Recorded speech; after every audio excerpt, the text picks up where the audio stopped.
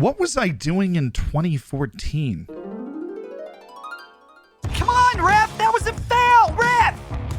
That was a freaking foul! Did you see the leg and hit the other leg? It's a foul, ref! How much did they pay you? Ref, this is the Champions League final, ref! Do this in a friendly, man! I need this! I need this for my save! Not much has changed. If you want to watch me mauled, you can watch the Twitch link down in the description. But today we are going all the way back to FM 14, 8 years ago, to look at the 15 best Wonder Kids on FM 14 and see where they are now. How good is Football Manager actually at this? And we start with one that might convince you that they are not. Number 15 is Yordi Reyna. He was the 15th best Wonder Kid on FM 14. He had a potential ability that was hard-coded at 168. Education time. Remember, kids, potential ability is on a scale of 1 to 200. It can either be hard set by the Football Manager scouts or given a range of 30. For example, 150 to 180 that automatically picks one number out of those 30 when you start the game. Back to the video. I've opened up Football Manager 2022 so we can look up these players here. And Yordi Reyna does have 28 caps and 2 goals for Peru, and he's 27 years old. His career since 2014 has gone a little off the rails because he's in the MLS. Look, I'm American. The MLS is solid, but if you're the 15th best Wonder Kid in the world, according to Football Manager, you probably should have ended up higher than that. But it's also equally easy to say that he hasn't had a terrible career. He's appeared regularly for his national team, and he's played regularly professionally, at least until 2 years ago when he seemed to have been shifted to the bench with DC United and Vancouver. So it's not the hottest start for Football Manager or Yordi Reyna, but he's doing fine. Number 14, a name that you probably will have heard before, even if you don't watch the MLS. So, Gerard Delafeu. He was given a potential range of 150 to 180. His current ability at the start of the game was 135. Hey kids, education time. Your current ability is also on a scale of 1 to 200. Same as the potential ability makes it very easy to understand. Back to the video. Now, for a lot of you, Delafeu is going to be a familiar name. You might not have known that at one point he was the 14th best Wonder Kid in the world. He went from Barcelona to Everton to Milan on loan, back to Barcelona, better part of 3 seasons at Watford, then to Udinese. He's been all around, and he's been a top league player his whole career. He's only scored a max of 10 goals in any one season, and despite the fact that he won the Europa League on loan at Sevilla in 2015, hasn't really achieved anything of particular note. He's a solid player, same as Yordi Reyna, and probably a slightly better career than Yordi. Definitely. Look, it's the MLS. Lads, it's the MLS. It's like Tottenham. He had a better career than Yordi Reyna, but he still has just turned into an average creative player on top league teams. We've yet to get our true star. Will that change with number 13? Well, number 13's Alexander Mitrovic. So, kind of. Mitrovic had a -9 for potential. What this means is his potential range was 150 to 180. His current ability was 132 on FM 14, and he was only 18 years old, so he had a lot of room to grow. And in real life, he has grown. Alexander Mitrovic is the hero of Fulham. He just dropped another fantastic season at Fulham in the Championship, smashing records, but he hasn't been a tremendous success in the Premier League. He's just been a good player in the Premier League. But anybody that scored 121 professional goals in their career at a high level can't necessarily be considered a failure, and I would say he's the best player on the list so far. His initial move through Newcastle was good, but he seems to be locked in the perpetual up and down struggle of relegation candidates in the Prem that win the Championship. He has 73 caps and 46 goals for Serbia as well. Got to be the best player on this list so far. Number 12, Maximilian Meyer. He also has the -9, which means his potential was 150 to 180. His current ability was 126, and he was only 17 years old when FM 14 came out. Meyer was 17 years old, but he broke into the Bundesliga with Schalke. He made well over 100 appearances for them, eventually moved to Crystal Palace for free and played regularly for 2 years in the Premier League, but things have gone severely downhill from there.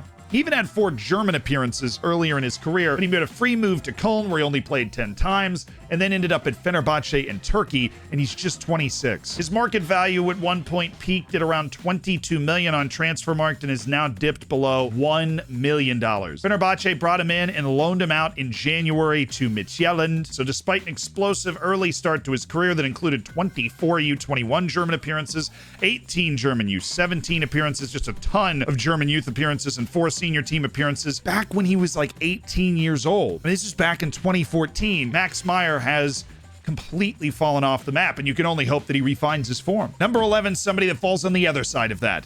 Julian Brandt. Julian Brandt! Yeah!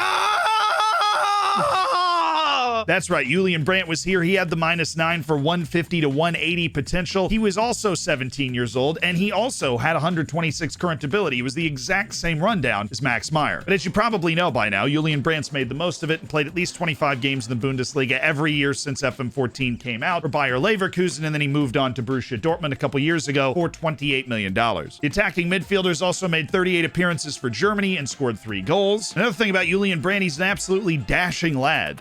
I mean, just look at that picture.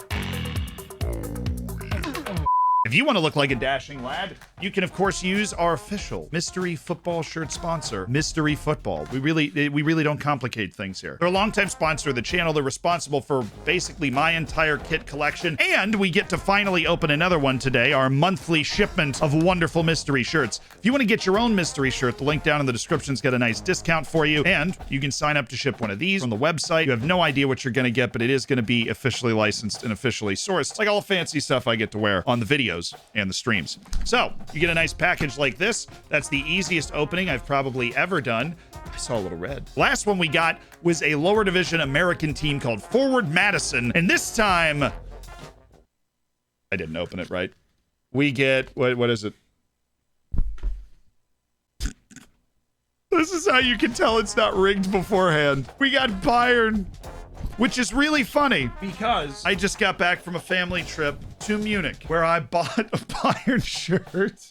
That's so good. It's a really nice kit. I now have 2 Bayern shirts. I only have 1 Dortmund shirt, so I think we know which way I'm leaning now. It is amazing that we had the lower league US team last month from Mystery Football, and then we get one of the biggest clubs in the world. There's a range, and I absolutely love that about those shipments. Thank you to Mystery Football. Check out the link in the description. Who's in the freaking top 10, baby? Well, number 10's a classic. Ever heard of Gabigol? Gabriel Barbosa, the Brazilian forward. I have no idea what that was. He was a -9, so 150 to 180 potential, but wait, made him special is that he is 16 years old, the youngest person on this list, and at a current ability of 116, which was already pretty darn high. Now, Gabigol's got one of the most well-documented flops in Europe of all time, but he really isn't actually a flop, and I don't think he's anywhere near the worst person on this list. A classic example, perhaps, of a player that went to Europe too early. He played at Santos until 2016 when he starts breaking into the Brazilian national team as well. Gets signed by Inter for 30 million, plays 9 games, and then moves on loan to Benfica, where he plays 1 game. Now, that's disgusting for development, right? And there's a lot of accusations that flew around. I'm sure he wasn't mentally or emotionally prepared for that adjustment. He clearly wasn't comfortable with it. They loaned him back to Santos in 2018, his hometown club in Brazil. He goes back, he plays 35 matches, he scores 18 goals, he's looking good. Then he loans to Flamengo in Brazil, scores 25 goals in 29 matches. The guy can still play. And then Flamengo just buys him for 19.5 million, and that's where he plays now in Brazil, still putting up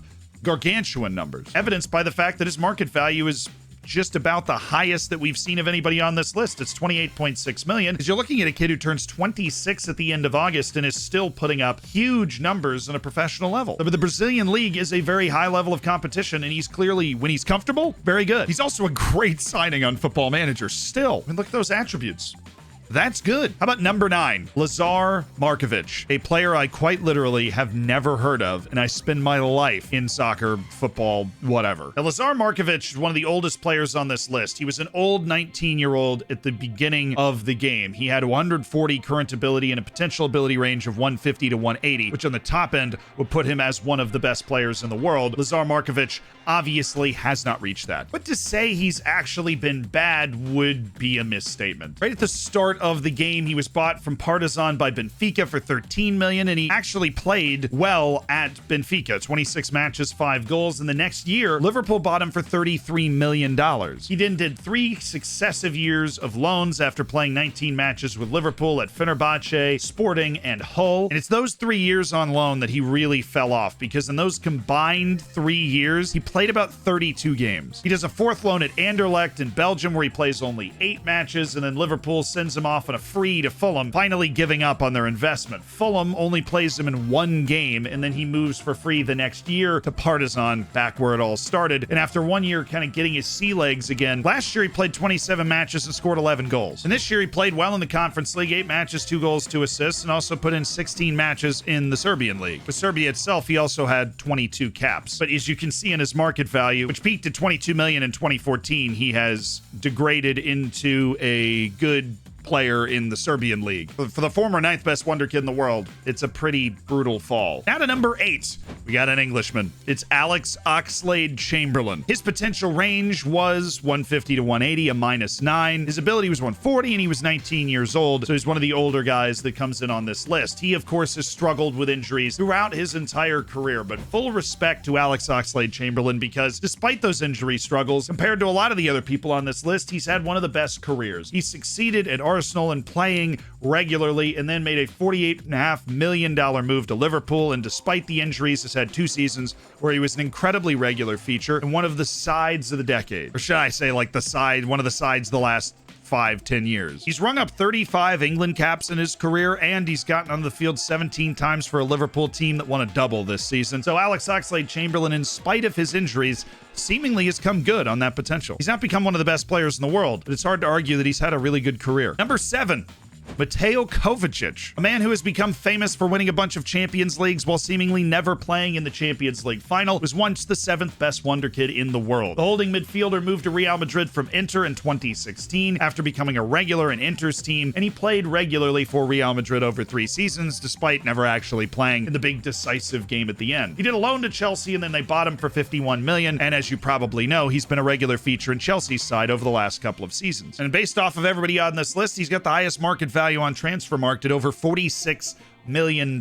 As you'd expect, he's become an incredible regular with Croatia, 81 appearances and 3 goals for him with a national team that made the freaking World Cup final in 2018. Suffice it to say, Football Manager definitely got this one right. His potential ability was 150 to 180, which feels like exactly where Kovacic has landed. But ahead of him at number 6 is a Brazilian named Doria. I think I said that right, but I think it's also telling that I don't know if I said that right. He was the 6th best wonder kid in the world, an 18-year-old on FM14 with 165 hard set potential ability and a current ability of already 138. To give you an idea of how nuts that is, now at the age of 26, his current ability is 136. He was a stud on FM14. He was playing at Botafogo at the time and had been a regular feature in the first team since he was 16 years old, which gets Football Manager's attention. And it got Marseille's attention. They bought him for $10.5 million. He promptly did not play, loaned back to Sao Paulo and then to Granada in Spain, where he played a combined total of 17 matches. After those 2 loans, though, Marseille brings him back, features regularly for a year with 23 appearances, then falls out of the first team again, and then does a loan to Yeni Malatyaspor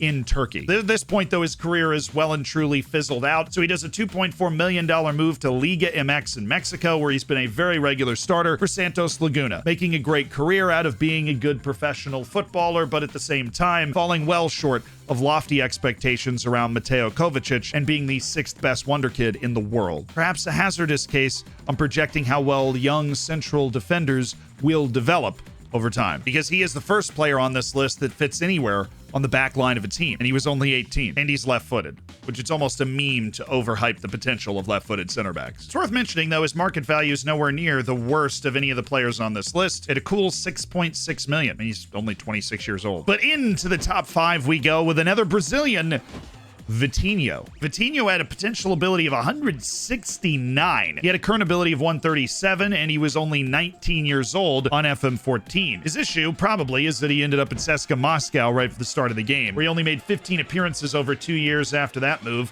and then just started loaning back to Brazil. He never even got near a top 5 league. He did 2 loans to Internacional, then was brought back by CSKA Moscow and played 43 games over 2 seasons, and then Flamengo bought him for $11.75 million. So he's doing well for himself and is having a successful professional career as an attacking player in Brazil, but he just never seemed to get particularly close to that potential ability he was given in FM14. He never broke into the Brazilian national team, maxing out with 4 appearances in the U23s, and his market value never broke $9 million. So Football Manager was taking a shot in the dark here, and they missed. The winger's still doing fine, and honestly, he's not a bad player in FM now. But he's got nothing on the 4th best wonder kid from FM14, because that is the round mound of left back, Luke Shaw. Now, Luke Shaw was young and incredibly talented when FM14 came out, and I would say by and large has matched that, because he's stuck at Manchester United and has obviously become a serious presence on the English national team, scoring a goal in the Euros final. Right after FM14 came out, Manchester United bought Luke Shaw, but for 4 years he ended up with coaches that didn't necessarily want to play him. Last 3 years he has, and you could make a compelling argument he at least hasn't been the biggest problem with Manchester United's defense. His forehead's just not big enough. I would know.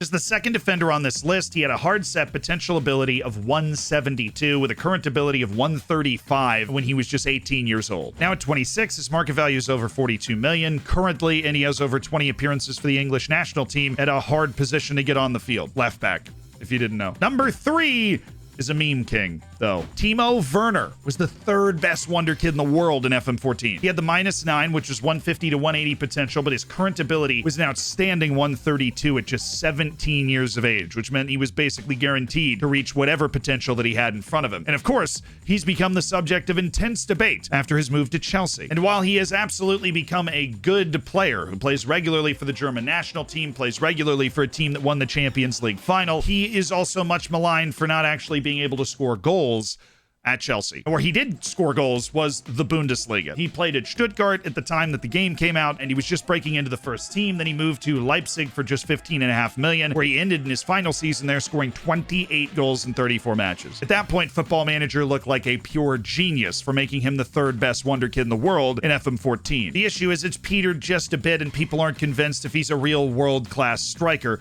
but he's still kind of young. Just hitting his stride at 26 years of age. He already has 53 caps and 24 goals for the German national team, which is going to be one of the favorites going into the World Cup in 2022. The market value reflects those changing feelings, though. It peaked at 88 million on Transfermarkt, but it's down at 38.5 million bucks right now. It's weird to say the jury is still out on Timo Werner because it wasn't 2 years ago, but the jury is still out on Timo Werner. The number 2 player, though, is probably going to be a much more consensus superstar that Football Manager got right, Julian Draxler. His potential ability was hard-coded at 175 with a current ability of 148 while he was 19 years old on FM14. He moved from Schalke after a couple of years to Wolfsburg for 47.5 million, where he played very well, and then he's gone to the super team PSG for 45 million, where he's been for the better part of 6 seasons. As happens when you play with PSG, he has raked in the trophies. He's raked in the Germany appearances with 58 appearances and 7 goals. And the versatile central player continues to be a regular in the PSG side that you just kind of expect to see in the team sheet. Not a super regular, made 18 appearances with 2 goals and 1 assist in Ligue 1 last season. There's a feeling he's fallen out of the public eye a bit from Transfermarkt. His value is dipping under 20 million, having peaked at 44 million after he joined PSG initially. But all of these players you've heard paled in comparison to the Wonder Kid on Football Manager 14. The best player under the age of 20 at the start of the game by a mile. And he's actually on the exact same club that he was on in FM14. Marquinhos, the central defender, was the best Wonder Kid in FM14, and it wasn't close. His potential ability was -10. That means it was 170 to 200 in range. At the low end, he's a great player. At the high end, he's better than Messi. Very few players get the honor of a -10, the 170 to 200 potential range. Marquinhos got it. He had a 141 current ability, and he was just under 20 years of age at the time. PSG had just purchased him for 42.5 million from Roma, who pulled him out of Brazil for just 6 million the year before, and he played very regularly in Serie A. And ever since that signing with PSG, he has been a regular presence in the PSG side, working initially with Thiago Silva and now a rotating cast of central defenders. But the constant has been Marquinhos. 69 appearances and 4 goals for Brazil, which has won the Copa America in his tenure. 32 matches and 5 goals this past season. A danger on set pieces, Marquinhos. Now, his crowning achievement would be leading PSG all the way to the Champions League, which is a possibility in the near future. But it's a testament to how good he was as a wonder kid on FM14 that I have to say he's still underachieved. Football Manager even says so. Football Manager has given him a current ability of 162 at the age of 27 at the start of FM22, which is, of course, below the range of 170 to 200. He's become a really good player, but this puts into perspective the amount of expectation that is placed on someone that is crowned the best wonder kid in a Football Manager game. And that is what Marquinhos has been battling against since FM14. But he was the best wonder kid, which wasn't what this competition was for, but I feel like that's where we are now. If you want to know how to find your own wonder kids, we recently conducted a series of tests on the scouting mechanics in Football Manager, and you can start with that right here. subscribe and like the video if you liked it. I guess I'm a YouTuber. I should probably say that.